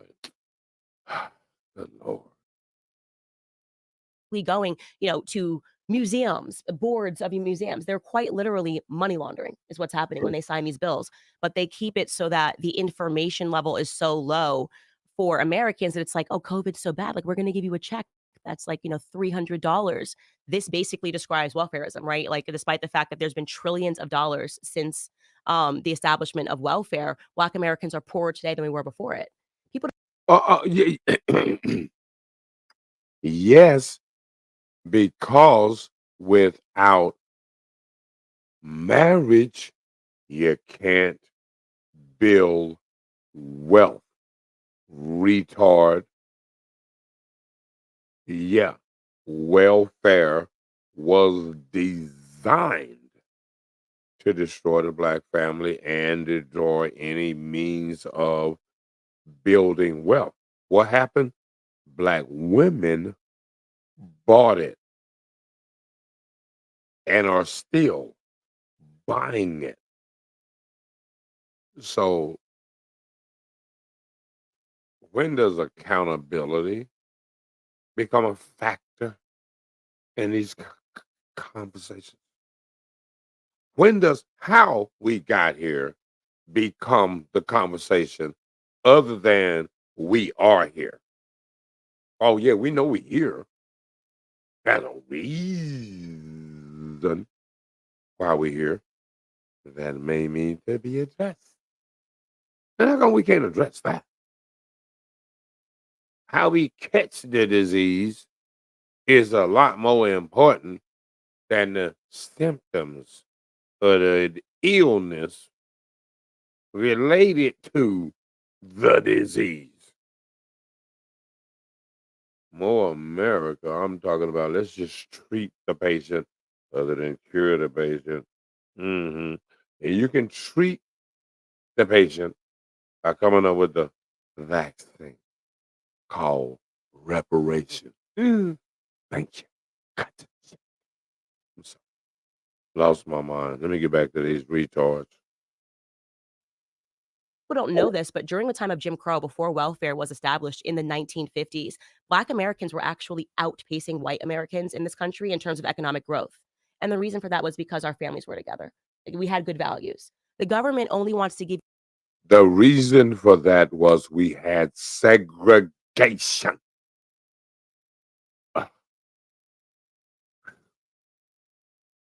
Take a breath. We had segregation. We had to be together. You couldn't be anywhere else. There's only black people that came from slavery, and there's only white people that probably had slaves.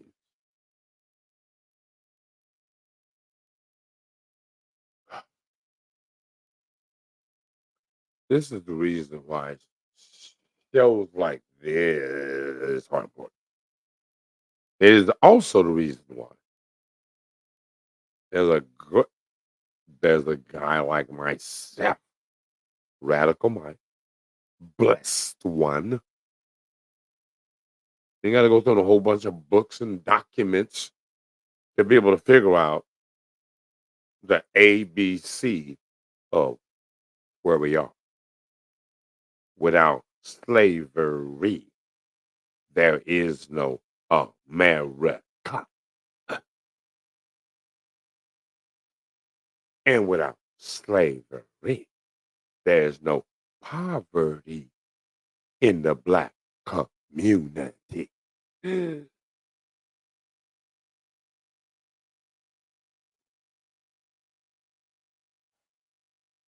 But everybody want to tap dance around reparation. Ooh, that's so scary. What Miss Charlie gonna say? Well, I'm just, you know what, Toby? I'm just amazed. I'm just amazed that it took you this damn long to come ask for your money. Is what is amazing to me, Tyrone. You know? Like I would have figured that like look here. If it had been me in your situation and my people had been dead like your people had been dead. Oh, hell yeah. I am to tooth and nail trying to get my money. Oh yeah, yeah. I ain't letting these fools slide not one time. And I'm just kind of wondering, out of curiosity, how you don't get it? Well, Miss Charlie, I tell you, Miss Charlie, the reason why I don't get it, because slavery worked damn good. And I don't even know I'm supposed to have it. And I've been, I've been terrified, Miss Charlie, coming to you, right, chest to chest, eyeball, to eyeball.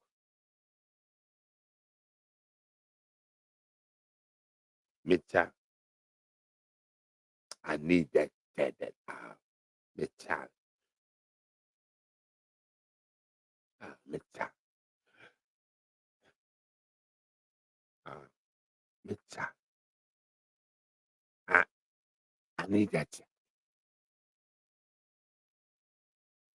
Well, hell, come on here, Tyrone. Come on here into my office and get your check. Ask and now shall receive, Tyrone. That's the rule. Closed mouth don't get fed, Tyrone. Now, come on in here and let me cut the check.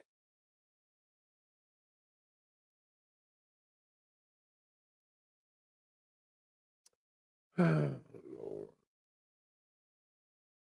Give you the bare minimum. But where's the rest of the money? Where is it going? They sign these bills making you think that this money is going to you. It's not. They are stealing from the American people.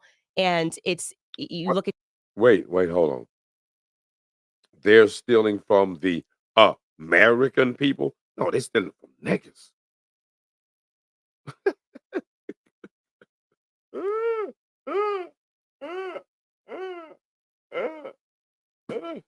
From day one, from slavery to present, stealing from the slaves, from ADOS. Pretty simple. Why y'all so slow? How come ADOS ain't been brought up in the conversation? We keep talking about black.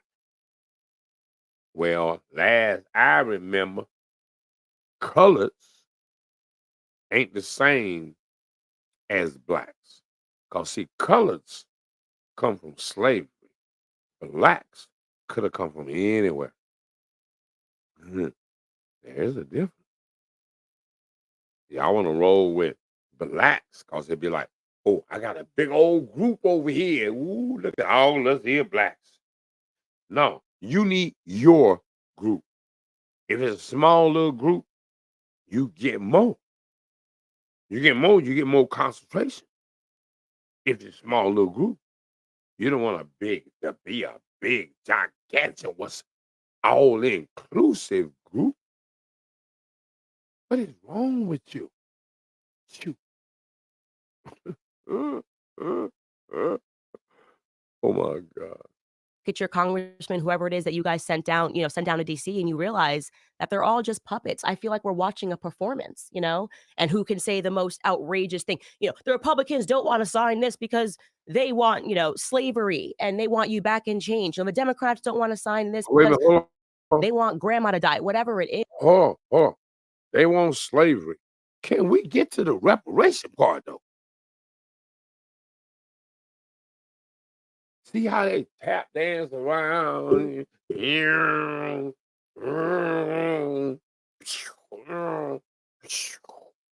Reparations sitting right here.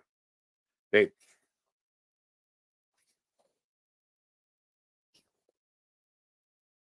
like, whoa, bro. Where you going?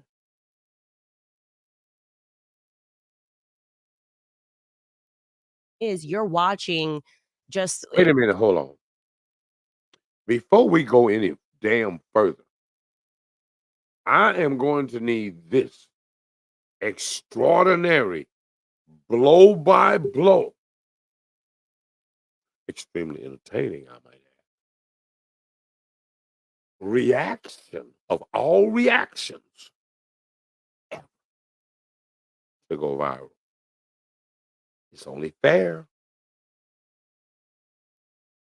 I'm just saying. Don't play. Yeah.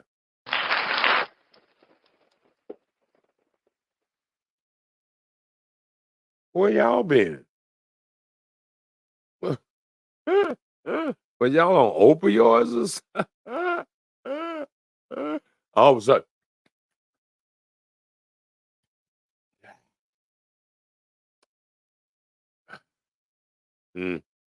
Anyway. Oh boy, carry on. To me, it's a play. That's why I don't think. That's why I think if you're black, you shouldn't be beholden to any political party, Democrat or Republican. Right. I mean, I think that any concept of saying that I am a Republican forever, a Democrat forever. Wait a minute. She said right. And now she's saying I am a Democrat forever, ever. I mean, a Republican forever, ever. Now, I might not be one forever, ever, but I'm just one right now. I'm just one right now. Is a nonsense. You should always look at the candidates that are running, and any person that is running saying that they want to grow government is your enemy. Why do you think? Wait a minute, hold on. That they want to grow government. Beware. Be wary. Be of people that say we don't need a government. Oh yeah. And she's gonna touch on it a little bit of how fucked up it is when you don't have a government. Now I can understand sometimes there's a little extra red tape, especially for the niggas. Reparation take care of all that. I'm just saying. But regulations, environmental, come on now. You know how much shit. Look, you know what you're eating already based on the handful of regulations that you got? Oh, we need some more regulations. All right, anyway. People give you a lot of backlash for questioning people and having questions. I see all the time with Charlemagne. If we question something that Kamala Harris did, or question something that Joe Biden did, or question somebody that's Democrat did, why do you think our people have so much backlash when you ask so many questions? Well, because I think that they don't realize that they've been manipulated against their own interests. And a lot of it is, when you start telling the truth, you become a problem to the establishment, right? So if you're the military industrial complex and you want people to just kind of sleepwalk in. Wait a minute. Why? Do you notice how many times the military industrial complex has come up in this conversation?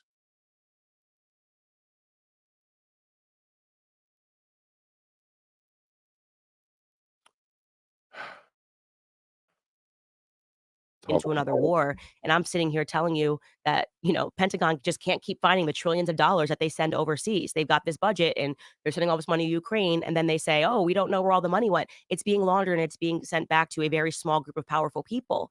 And so when you have someone like me who's cutting through all of the emotion.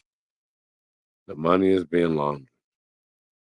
uh, uh, uh, uh, uh, uh, Lord Jesus. Man, you talking about this is the nuttiest show I've seen in a minute. I'm telling you, bro. Arguments, you have to turn that person into persona non grata, right? And what better way to do it than to have their own community attacking them and saying that they're, pro-white or anti-black. I mean, it's a nonsense things that they say about me. If you listen. Wait a minute, hold on. To turn a black community against her, she ain't never been for the black community. And the only reason why, understand, the only reason why Candace Owens is on the Breakfast Club and other black Negro ADOS podcasts is because she got her ass kicked off the white folks station, off the white folks little show. Stop it. Now, here she come making the round to like, oh, uh, I must say something. And Miss Todd, I just thought these white folks was gonna love me one of these days. I tried so damn hard to be like my white folks. I did everything. I did everything they asked. I said I don't like niggas. Boy, I tell you the truth. When folks get done with you, they let you go.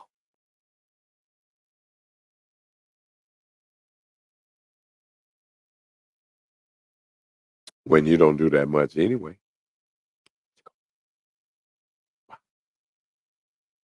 But now here you are. Here. One of the last places that you want to do is end up here. uh, uh, uh, uh, oh my God. You don't want to end up here. That's for sure. Stay on the Breakfast Club. Stay on those corporate channels where it's safe. Because here we ask real questions. And because of reaction video, I don't have to ask a question. I can comment on your ridiculous statements.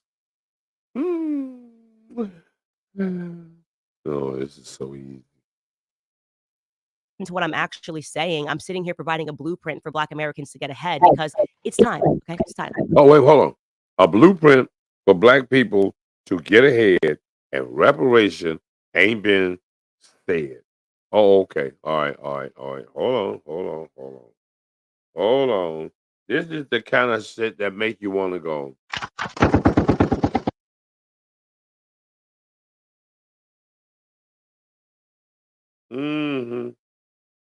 I've got a blueprint for Black people. I mean, there's no such thing as Black people.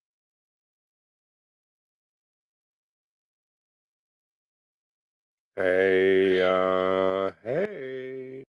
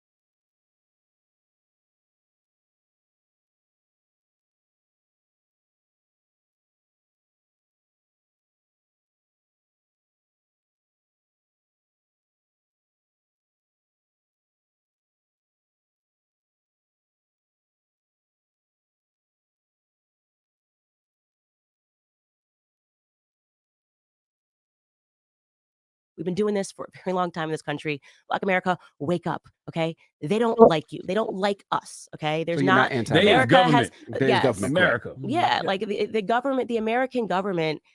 Why would you think the American government wants to help you? Well, at what point in history has that proven to be right? And I'll challenge that and I'll make it wider to all Americans. When has it ever been the circumstance that you felt that the government really just was out for your own best interests?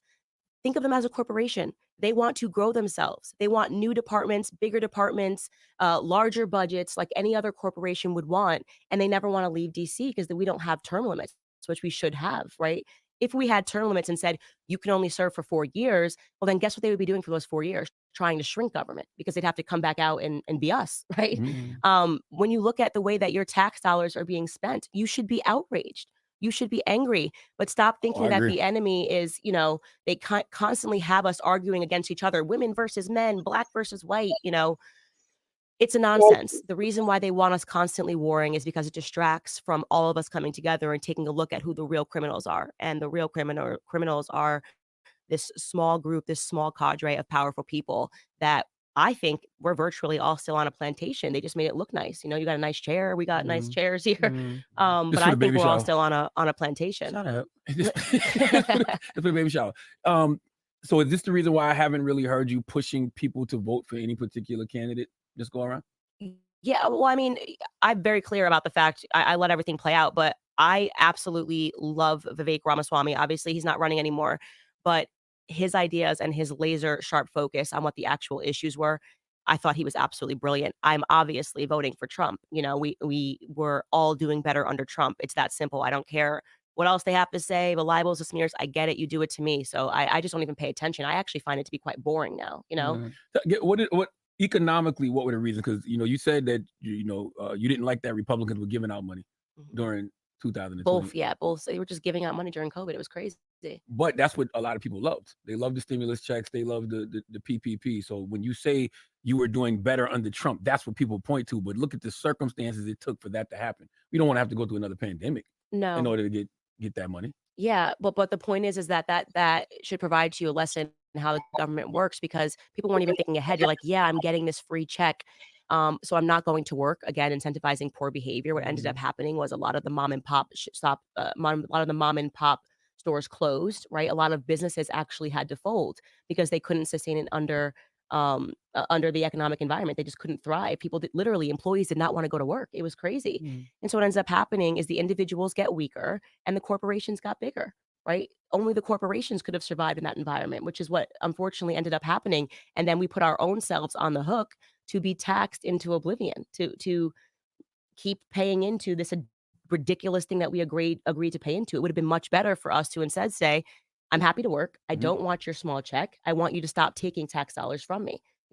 Shrink government, don't make it bigger. That always has to be the economic narrative. If you want to make government bigger, you are taking from me. Government does not make money. We make money, right? Government can only take money. So when you're advocating for more government solutions, you are literally advocating for the government to come into your check and take more money from you. Oh, that makes sense. But how were people better under Trump, though? Like, what are some things that you can point to? Well, I mean, like I said, common sense. Everybody was living better under Trump, but just in terms of the environment for people that were entrepreneurial, definitively one of the first things he did was he started slashing regulations, like, slashing these barriers that prevent people who want to go into business from starting a business, because they learned that there's all of these government agencies that are, you got to get this into place, you got to get this in place, you have to get, this license. That's government agencies that are actually standing between you and starting a company. And so on his very first day, he was just like cutting regulations left and right, saying, throw this one out, throw this one out, throw this one out, which freed up the markets. At the end of the day, what I am is I'm a free market capitalist. Free the markets, allow people to compete fairly, stop allowing the government to stop people or, de-incentivize them from creating new jobs. I'll give you an example. A cousin of mine wanted to start a food truck. Great, awesome. Would love for you to do that. And he looked into like how many certifications and barriers there were before he could actually start the food truck. That is the government growing powerful. Essentially, you have to have money or you have to know somebody to play the game for you to be able to start from nothing and make something of yourself. Economic mobility is really what it's about. So, I mean, that was one of the things that I loved the most about Trump, is that he was very sensible. He has a very good business head. He understands the business environment, and every person should want to, should be aspiring not to work for a bunch of people that don't have your best interests, but to I be agree with able that, but so many of his businesses have failed though. yeah, but even failing is a part of the things that I've tried to do have failed, Yeah. right? And I don't ever let that be a barrier. Like, I think that there's always this psychological mindset of people that are fearful to fail. That's the best way for things to happen because you learn so much in failure. And people always want to point to and mock somebody for failing. Like, oh, she tried to do this and then she failed. Well, at least she tried. Yeah. Right? What are you doing? And everybody And I has think losses. Everybody Yeah, takes and you losses. learn from them. You grow Yeah. from those losses, and that's another that's the thing that really bothers me too, is like that psychological conditioning of like, well, what's the point in trying because you might fail? It's like, no, you should try and you might fail, and then you'll learn. And the next time you try, you might make something of yourself. we see that in the cannabis industry where it costs so much to even get in the industry. Why you see not a lot of minorities in the cannabis industry. But I want to talk about the business that you tried to open that you couldn't get because there was so many regulations against you. I thought it would have been a great business. Now that's the one where you can actually find out the person trolling you or talking shit about you online, talking fake news, and you could actually find who they were. What happened with No, so that was actually this was crazy. So I actually never got to start the business that I wanted to do. It was this I was creating this I wanted to create an app called Social Autopsy, and I wanted to create it. It was actually really misguided, but it was because of what happened to me in high school. Like, I thought that it was really harsh that those kids some of them are really young, ended up getting arrested because their names got publicized and, they got arrested for a hate crime. And it ended up ruining a lot of those kids' lives. Like, a lot of them had suicide attempts. I heard that one of them ended up changing their names. It's just a little too young for us to be smearing and libeling people. Kids are dumb. We all got the ability to be able to grow up and be stupid and say dumb stuff without social media, Yeah. which is like, I think that was like glory for us because I can't imagine if like things that I thought in the middle school were on Twitter and people could pull it up and be like, you're not allowed to have a life. Speak for yourself. Men mature faster, slower than everybody else. Yeah. That's true. It took me a while. Some of mine's still on the internet. Yeah, but I think it's unfair. And I think that a lot of times we're all talking from this castle of like, oh, these kids are horrible people because he said whatever when he was 12 or 13. It's like, you don't have to live through what those kids are living through with social media.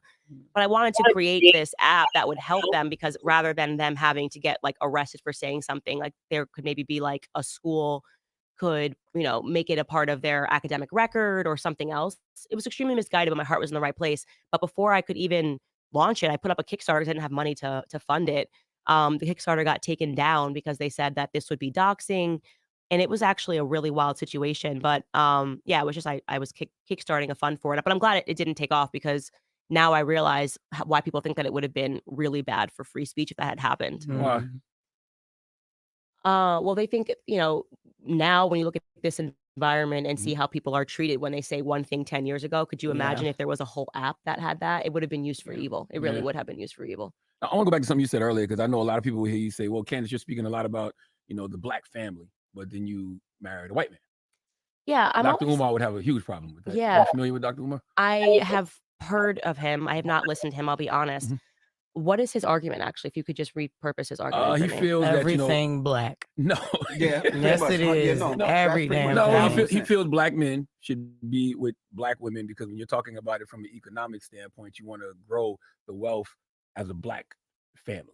But that doesn't... And if you marry somebody from another race, then, your wealth will be with that person, and he doesn't like that. Okay, I would love to talk to him more about that because, I mean, it's always very interesting to me to hear this paradox of black people who will make an argument that, the system is racist and then also make an argument like this, which is essentially making an argument for the Supreme Court to revisit Virginia versus Love and basically say that black Americans and white Americans shouldn't be marrying.